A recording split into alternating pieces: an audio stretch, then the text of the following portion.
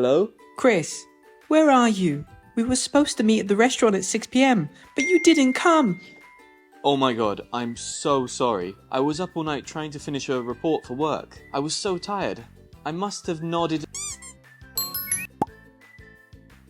I was so tired. I must have nodded.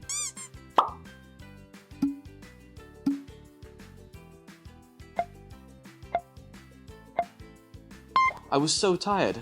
I must have nodded off. I'm really sorry. Look, why don't you come over to my place? We can Netflix and chill. Hello? Hello? Hello?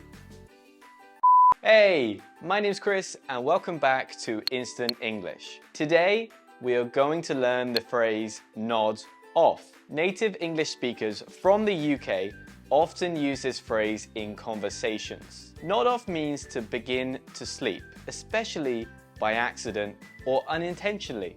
I was so tired, I must have nodded off. Means I fell asleep when I didn't want to and I missed my date with a beautiful lady. You could also use another phrasal verb, pass out. This means to become unconscious. I was so tired, I must have passed out. You could also use this phrasal verb in the sense of collapsing. It was so hot, I passed out. Or, I drank way too many beers, and when I got home, I passed out.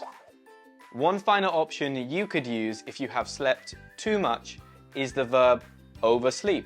It means that you slept longer than you wanted and you wake up late. For example, I missed the bus this morning because I overslept again. Please don't fire me. Now, in the context of sleeping, and for those of you who prefer something more advanced, here's an idiom. To sleep like a log. This means that you sleep very deeply and nothing can wake you up. For example, so you didn't hear the thunderstorm last night? Thunderstorm? Nah, I was sleeping like a log. Okay, so that's everything for this video. I hope you found it very informative and, of course, enjoyable. If you want to keep practicing your English, check out this video. Click it. Go, click it now, click it. Don't forget to smash the like button, and I'll see you next time.